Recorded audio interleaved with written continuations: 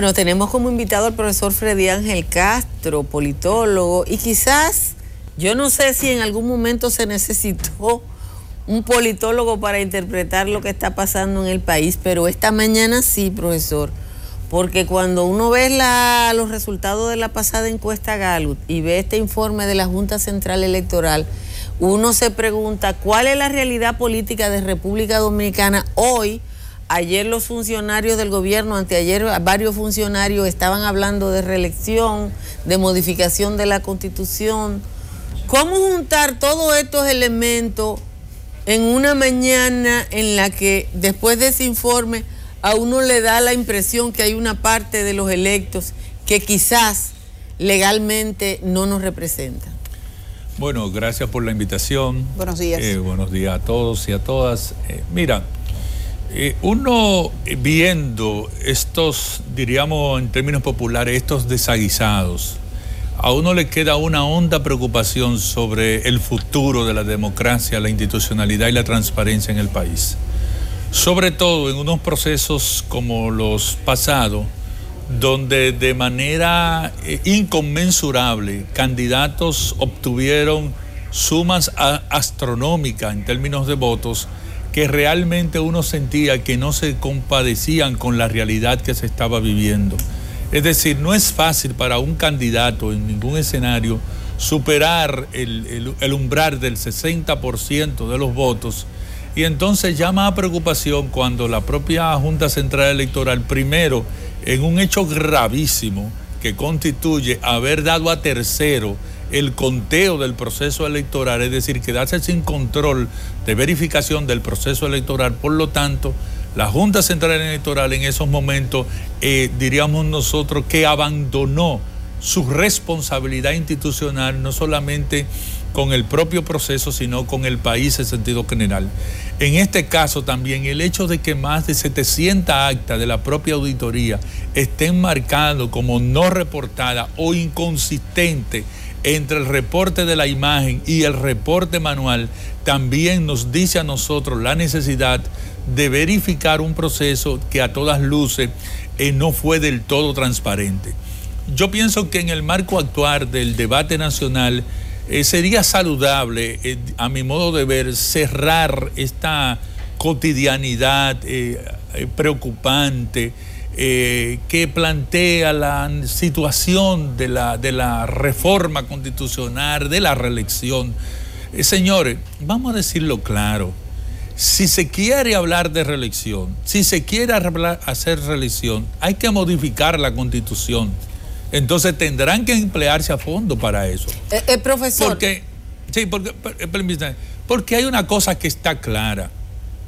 La actual Constitución de la República es taxativa cuando dice quiénes pueden aspirar y quiénes no pueden aspirar.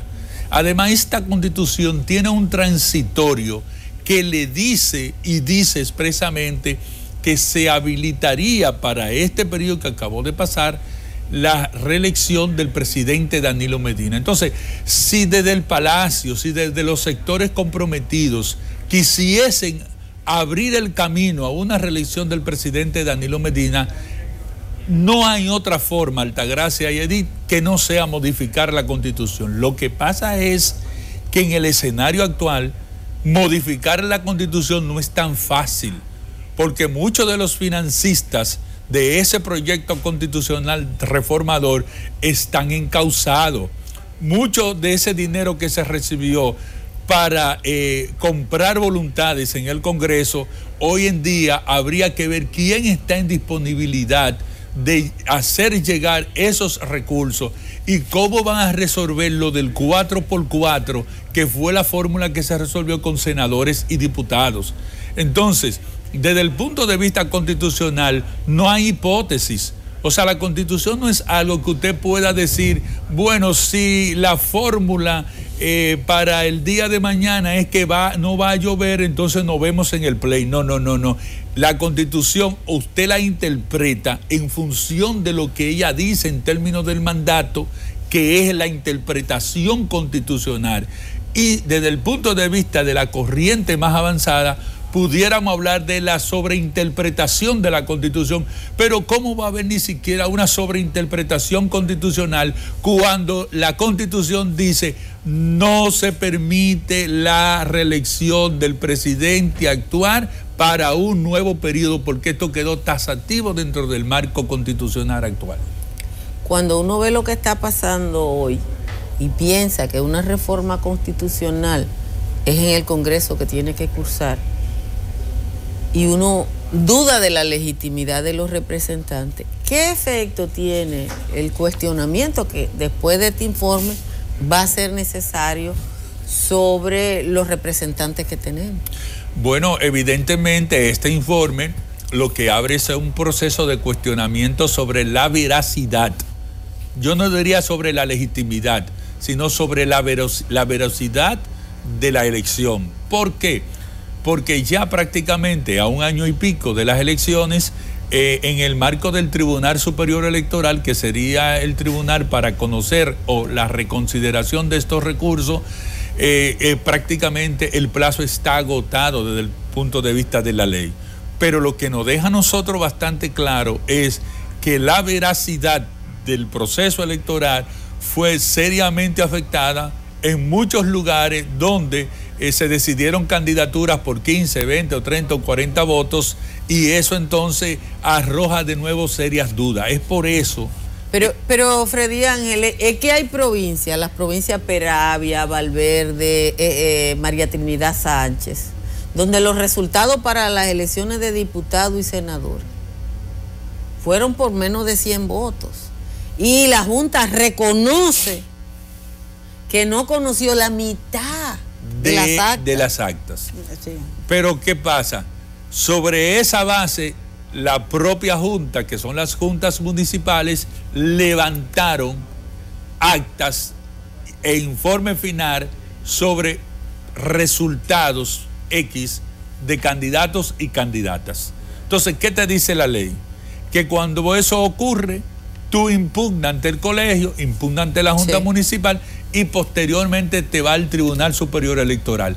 ¿Qué situación tú tenías con el anterior Tribunal Superior Electoral?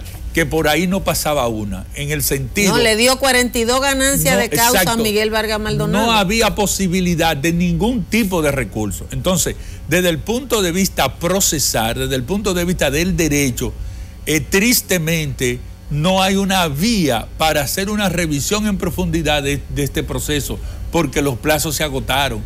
Y se agotaron deliberadamente en el sentido de que muchas de esas actas, fíjese que es preocupante que este informe esté saliendo prácticamente un año después, cuando se sabía de antemano que no compaginaban las actas con el reporte en términos de lo que tenía la Junta Central Electoral. Ahora bien, si quizás ya no hay tiempo para ese proceso de selección, porque dieron por hecho, incluso en circunstancias tan anómalas como lo que pasó en Valverde, donde entra el actual senador y le da una reprimenda al representante de la Junta ahí, y eso se quedó así, se quedó en la impunidad. Pero sí tiene lectura, digamos, en términos políticos para este país. Y efectos políticos. Y en términos del fortalecimiento institucional. Este país, se supone, después de la crisis electoral del 94, había trabajado para que su sistema electoral más o menos garantizase cierta transparencia, y no hemos tenido elecciones así de cuestionadas como esa última, sobre todo los niveles congresual y municipal. Recordemos lo que pasó con los partidos de oposición, por ejemplo. Yo me pregunto qué se podría esperar en el porvenir, porque estamos hablando de un retroceso, y si usted lo considera así, en términos electorales. Claro, yo estoy de acuerdo. El proceso anterior representó un retroceso en términos de lo que nosotros habíamos avanzado en función de los anteriores procesos electorales. Los candidatos habían ganado, habían perdido, pero no hubo mayores cuestionamientos a los resultados de la Junta Central Electoral y a los padrones. Este proceso deja un gran sabor amargo, y ustedes deben recordar el informe de la OEA respecto de este proceso. O sea, este proceso fue un retroceso. Primero, la Junta no contó los votos, lo contó otro. Segundo, el problema de la compaginación de las actas y las imágenes.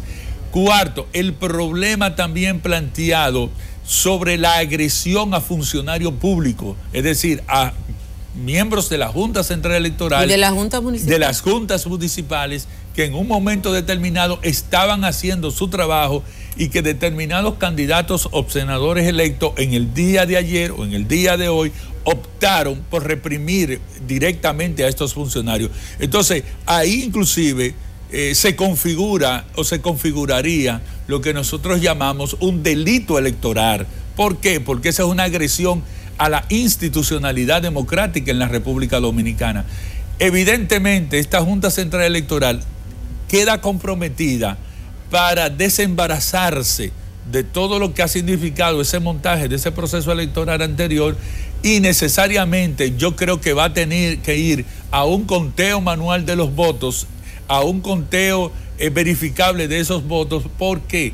Porque en el plazo en que nosotros estamos ya desenvolviéndonos, esperando leyes de partido y la ley de la Junta Central Electoral, que está ya en discusión en la Cámara, en el proceso bicameral, nosotros tenemos que tener mejores resultados respecto a eso. De lo contrario, volvemos entonces a tener una situación de grave crispación, peor que la que pasó en el proceso anterior, porque si el proceso anterior nos dejó muerte, con esta situación que se va a debatir y que apenas está empezando, evidentemente la ilegitimidad de muchos candidatos electos y que están ocupando curules a todos los niveles es sumamente grave para la democracia dominicana. Ha tenido que, la situación del PLD hoy. El partido, hoy dice uno de los diarios que el partido de gobierno va a tener que hacer un gran esfuerzo por recomponerse.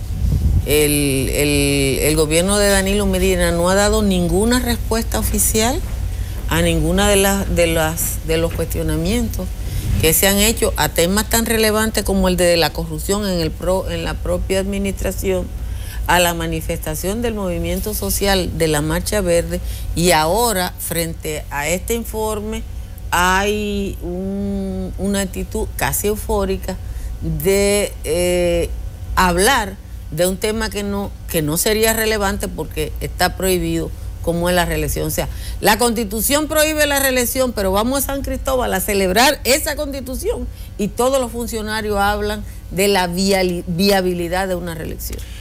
Mira, en el caso del presidente Danilo Medina, evidentemente él está siguiendo el guión que se llama Joao, es decir, yo no hablo. Fíjate la declaración de la CIT, que tuvo que prácticamente denunciar la poca accesibilidad de los medios de comunicación al presidente de la República, pero es evidente que cuando hablan determinados funcionarios se sobreentiende que está hablando el presidente de la República. Entonces el presidente de la República está utilizando un estilo indirecto en términos de posicionamientos de determinados nichos o determinadas ideas. La encuesta Gallup, que acaba de finalizar, plantea desde el punto de vista estratégico un problema para el presidente Danilo Medina. Es evidente que los pupilos que él estaría auspiciando para un relevo institucional no están marcando ni un 1% ni un 2%. En ese escenario, entonces, él está sumamente compelido a redefinir su posición, no solamente a lo interno del PLD, sino en el propio proyecto político, porque él no es candidato habilitado en estos momentos. Sin embargo, los dos candidatos que sí están habilitados, que sería el presidente Leonel Fernández y doña Margarita Cedeño de Fernández, entonces se le colocan en punta, es decir, se le colocan en un cercano segundo lugar, muy distante de algunos candidatos que han sido ensayos como Andrés Navarro, Gonzalo, y esto ameritaría entonces que a lo interior del PLD ellos tengan que valorar la situación. ¿Cuál es la situación para el PLD en estos momentos? Sencillamente, si no procuran la unidad, hay muchas dificultades para que el PLD llegue unido al 2020, porque parecería ser, por lo que uno interpreta, que el sector que encabeza Leonel Fernández al interior del Partido de la Liberación Dominicana no toleraría una acción que se plantee avasallante, que se plantee desconocedora de la realidad propia del partido político que en estos momentos se vive. Además de la propia situación del gobierno de Danilo Medina. Recordemos que este año hay un descrecimiento en relación al año pasado. Estamos en un crecimiento de 4.7. El año pasado habíamos tenido un crecimiento de 7. Y también hay un descenso, así lo manifiestan las propias encuestas del presidente Danilo Medina, en relación a no dar respuestas al problema que fundamentalmente ha tenido este año, que es todo el problema del manejo de la corrupción, la criminalidad, el sicariato en las instituciones públicas. O sea, es un escándalo detrás de otro, y ahora se une esto de la Junta Central Electoral, que también no deja de afectar la imagen del gobierno. Uno cuando ve, por ejemplo, desde su punto de vista, pareciese que quien sea escogido candidato o la manera en cómo esto se lleve es el punto clave interno para unir o para fragmentar el Partido de la Liberación Dominicana. Eso es lo que interpreto de lo que usted dice. O sea, el principal problema que tiene el PLD de enfrentar es cómo sigue, o sea, quién lleva ese proceso, y si realmente habrá un proceso para permitir la reelección de Danilo Medina. Me gustaría una opinión suya en ese sentido, de si usted cómo lo ve ahora, porque hay voces, el presidente va a determinadas provincias y sale alguien favoreciendo la reelección. Así comenzó el otro proceso de reelección. Así fue que se fomentó, y se ha fomentado en casi todos los presidentes. Cuando Hipólito Mejía fue lo mismo. Pero un presidente... cuando se usa el mismo esquema, a pesar de que el país cambió. Exacto. O sea, la salida del presidente a la zona rural donde vive un 26% de la población dominicana se impone como medida de la popularidad del presidente. Correcto. Entonces, me gustaría saber cómo si usted considera, a la luz de lo que hemos visto, que realmente Danilo Medina tendría un interés en una repostulación, tomando en cuenta que, bueno, él se enfrentó a desdecirse una primera vez. Era la persona que había dicho que el que aspiraba a la reelección era como comerse un tiburón podrido. Había dicho cantidad de cosas, había cuestionado, y la gente le cuestionó eso, pero no obstante eso, postuló por una reelección y ganó. ¿Usted cree que lo hará una segunda vez? Mira, Edith, es evidente que el tema relacionado con las primarias abiertas o cerradas en el Partido de la Liberación Dominicana no es más que una lucha por el poder en términos estratégicos. Y el sector que, desde el punto de vista en el Partido de la Liberación Dominicana, quiere las primarias abiertas, con padrones abiertos y sin militantes, es el sector del presidente Danilo Medina. ¿Por qué? Porque una vez se obtiene la victoria en términos de ese proyecto, el paso sería convocar un plebiscito nacional, de forma tal que un plebiscito nacional avale estos resultados, y entonces se crea una legitimidad frente al Tribunal Constitucional y ante el propio Congreso, diciendo que una gran mayoría nacional plebiscitaria convocada en función de un referéndum hace posible la legitimidad popular para generar una modificación de la Constitución. Es por eso que está el debate. Por lo tanto, en este momento, lo importante para el presidente Danilo Medina es ganar la lucha interna al sector del presidente Leonel Fernández, en virtud de imponer un método de elección que le permite entonces a él reivindicarse internamente bajo un proceso de legitimidad. Entonces, ¿usted cree que el presidente Danilo Medina, que no tiene los recursos que tuvo en el proceso anterior, que tiene una economía que no está en su mejor momento, solo con los recursos del presupuesto, porque se va a necesitar dinero, solo con los recursos del presupuesto puede crear las condiciones hábiles para una reelección? Te digo, primer elemento, las primarias internas o cerradas. Está trancado el juego ahí. En términos sencillos, el juego está trancado. No hay en estos momentos, no hay recursos para auspiciar un proyecto reeleccionista que plantee la modificación de la Constitución a nivel del Congreso.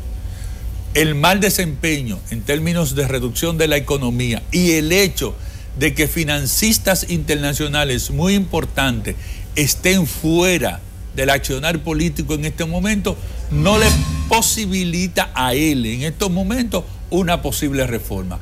Pero nadie quita que de cara al 2018, a principios del 2019, estos aprestos se dupliquen y pueda entonces intentarse desde el poder el cambio de la Constitución. El tema de lo que dijo el expresidente de la Suprema Corte de Justicia, Jorge Subero-Isa, yo estaba mirando que él dice que él no se le puede tomar desde el punto de vista de que él estuviese favoreciendo la reelección, que él estaba partiendo de una hipótesis, un argumento de que era posible, podía ser posible que una de las vías, en caso de que el presidente decidiera repostularse, era que el Tribunal Constitucional hiciera una interpretación de la Constitución y dijese que la presentación de Danilo Medina a un tercer periodo es una cosa legítima.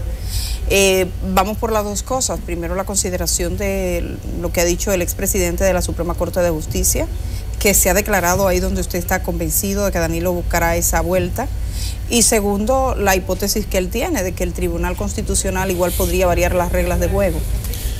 Mira, sobre la declaración del honorable expresidente de la Suprema Corte de Justicia, donde él habla de hipótesis constitucional. Lo primero es que para hablar de la Constitución hay que referirse a la constitucionalidad de la Constitución. O sea, la Constitución tú no la puedes interpretar fuera de la Constitución. Entonces, él no desarrolló sus hipótesis, porque sus hipótesis tendrían que versar sobre la prohibición, sobre el transitorio, sobre el artículo 277 de la Constitución. Yo lo que pienso es que en el caso de estas declaraciones, de alguna manera buscan ser simpáticas de cara a procesos que vienen, que se van a desarrollar el año que viene, y que esto implica la propia modificación o sustitución de jueces del Tribunal Constitucional. Porque el Tribunal Constitucional está obligado a interpretar la Constitución sobre la base de los principios que ella establece.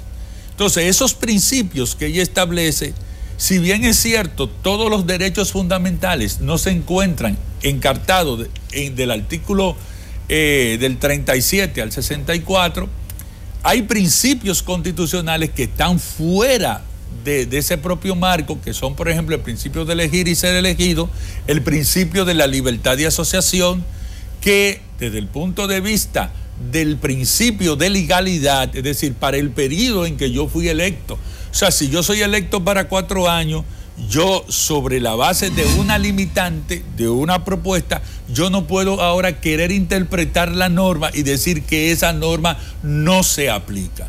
Muchos de los que defienden esa posición plantean la irretroactividad de la norma, pero esa irretroactividad de la norma no se puede aplicar en esta fase porque se trata de una excepción de competencia. Es decir, cuando a mí se me aplicó el privilegio de ser presidente, la excepción de la norma para prohibir que yo pudiera volver a ser presidente es precisamente por la existencia de esa norma. ¿Tú me entiendes? Y de esa condición jurídica que yo tengo. Por lo tanto, el Tribunal Constitucional, y ya lo están expresando algunos jueces del Tribunal Constitucional. Cosa que es rara que hablen antes de que le llegue el caso, y eventualmente le va a llegar. Exacto, a mí me sorprendió, a mí me sorprendió, pero parecería ser que la declaración del expresidente Jorge Subero-Isa ha avispado la situación en términos de mandarle al Tribunal Constitucional, diríamos nosotros, una papa caliente, cuando el magistrado Subero-Isa fue el principal detractor de la creación del Tribunal Constitucional, cuando dijo que en este país lo que iba a venir era un choque de trenes. Esas expresiones están recogidas. Él nunca pensó, nunca creyó en el Tribunal Constitucional. Inclusive fue uno de sus principales opositores. ¿Qué pasa ahora? Bueno, que como aquí las cosas repetimos, es a según, ahora probablemente a según, yo puedo estar en una vía que favorezca alguna acción desde el poder. Bueno, pues muchas gracias por estar esta mañana. Gracias por la invitación.